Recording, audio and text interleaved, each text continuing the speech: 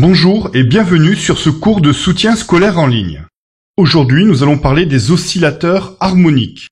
Et plus particulièrement, nous allons travailler sur des méthodes qui vont te permettre de savoir déterminer l'équation différentielle d'un oscillateur harmonique à partir d'une étude énergétique. Dans cette vidéo, les thèmes abordés seront l'établissement de l'équation différentielle de l'oscillateur harmonique, la conservation de l'énergie mécanique, l'expression de l'énergie potentielle élastique étant ici affirmée.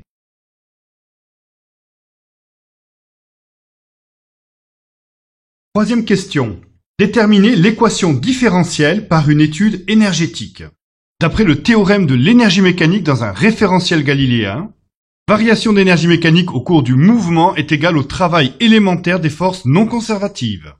Ce qui se traduit par cette relation, variation d'énergie mécanique égale travail élémentaire des forces non conservatives. Pour appliquer ce théorème, il faut, premièrement, déterminer les forces conservatives et non conservatives. Deuxièmement, calculer l'énergie potentielle du système. Troisièmement, calculer l'énergie cinétique et mécanique du système. Quatrièmement, appliquer le théorème de l'énergie mécanique.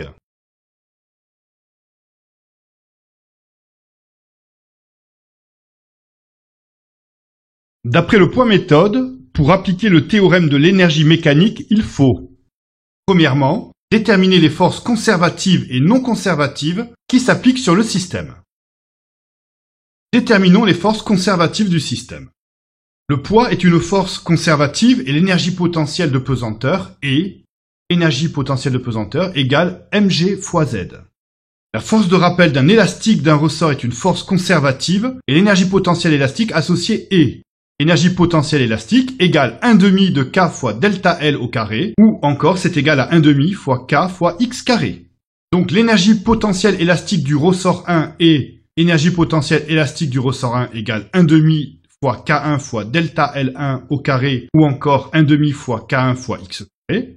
Et l'énergie potentielle élastique du ressort 2 est énergie potentielle élastique du ressort 2 est égale à 1/2 fois K2 fois delta L2 au carré, qui est égal à 1/2 fois K2 fois X au carré. La force R, c'est-à-dire la réaction du sol sur le système, est une force qui est perpendiculaire par rapport au sens de déplacement. Donc, son travail sera nul. Déterminons les forces non conservatives du système. Il n'y a aucune force non conservative qui s'applique sur le système. Qu'est-ce qu'une force non conservative? Prenons un exemple. Une force de frottement proportionnelle à la vitesse est une force non conservative et aura pour expression le vecteur F égale moins alpha fois le vecteur vitesse V. Nous reviendrons dans un prochain chapitre sur ce type de force. D'après le point 2 de la méthode, il faut calculer l'énergie potentielle du système.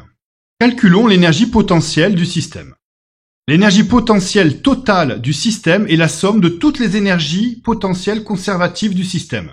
Donc l'énergie potentielle totale est égale à l'énergie potentielle de pesanteur, plus l'énergie potentielle élastique du ressort 1, plus l'énergie potentielle élastique du ressort 2. Donc l'énergie potentielle totale du système est égale à mgz plus 1/2 fois k1 fois x carré, plus 1/2 fois k2 fois x carré. Remarque, on ne peut pas négliger l'énergie potentielle de pesanteur car le système n'a pas un déplacement horizontal. Par conséquent, il y aura bien une variation de son altitude z, donc de son énergie potentielle. Exprimons z en fonction de x.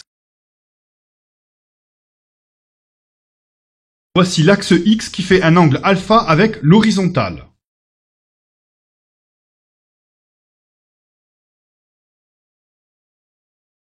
Pour un déplacement de x du système vers le bas, le système se déplace d'une altitude z. On reconnaît un triangle rectangle et on peut calculer le sinus de l'angle alpha. Sinus alpha est égal à z que divise x. Donc z égale x fois sinus alpha. Soit en remplaçant dans l'expression de l'énergie potentielle totale, l'énergie potentielle totale est égale à moins m fois g fois sinus alpha fois x, plus 1/2 fois k1 fois x carré, plus 1/2 fois k2 fois x carré. D'après le point 3 de la méthode, il faut calculer l'énergie cinétique et mécanique du système. Définissons l'énergie cinétique et mécanique du système. L'énergie mécanique c'est égal à l'énergie cinétique plus l'énergie potentielle totale. Donc l'énergie mécanique c'est égal à 1/2 de mv carré, c'est-à-dire l'énergie cinétique, moins mg fois sinus alpha fois x, plus 1/2 de k1 fois x carré, plus 1/2 de k2 fois x carré. En remplaçant v par x points, on obtient énergie mécanique égale 1/2 de m fois x point au carré, moins mg sinus alpha fois x, plus 1/2 de k1 fois x carré, plus 1/2 de k2 fois x carré.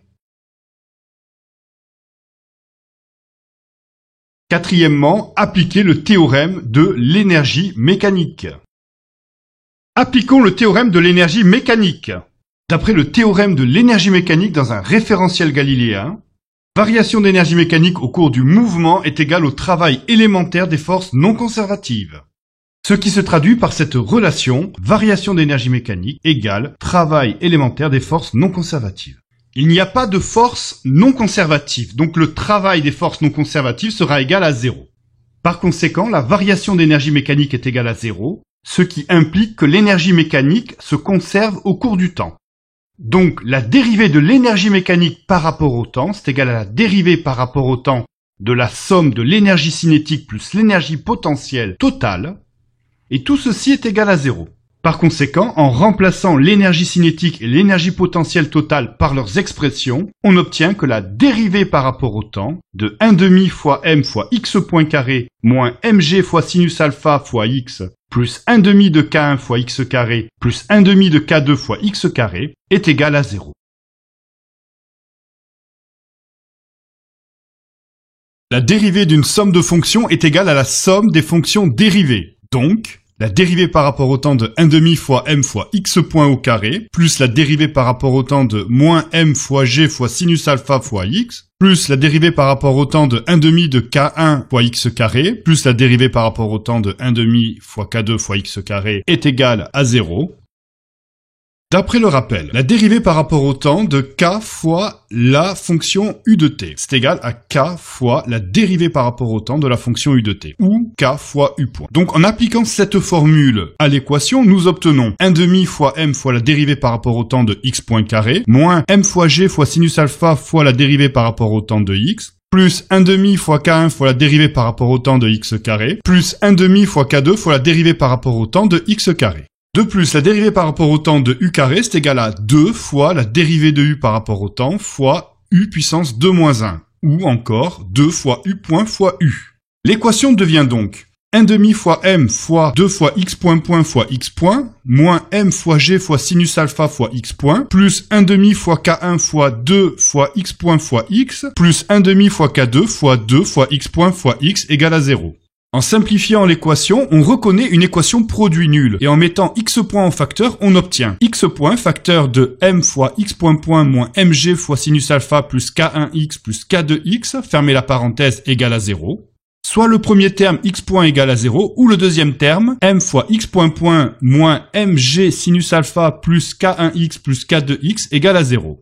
Comme la vitesse Vx qui est égale à x point est toujours différent de 0, sauf pour deux instants t où le système va changer de sens, c'est-à-dire lorsque son énergie cinétique devient nulle, alors on aura forcément la deuxième expression m x point moins mg sinus alpha plus k1x plus k2x égale à 0. En réécrivant l'équation, nous obtenons l'équation différentielle de cet oscillateur harmonique qui est x point plus k1 plus k2 sur m fois x égale g fois sinus alpha. Les professeurs d'avenircours.com espèrent que ce cours t'a aidé. N'hésite pas à laisser un commentaire sur notre chaîne YouTube. Nous te souhaitons une bonne préparation pour ta prochaine évaluation. De nombreuses fiches à télécharger gratuitement sur www.avenir-cours.com. Besoin d'aide? Contacte nos professeurs, c'est gratuit sur www.facebook.com-groupe avec un S-soutien scolaire gratuit. Pour recevoir nos dernières vidéos, abonne-toi à notre chaîne YouTube. La suite de ce problème. Vidéo numéro 5, savoir résoudre l'équation différentielle de l'oscillateur harmonique à deux ressorts identiques sur un plan incliné.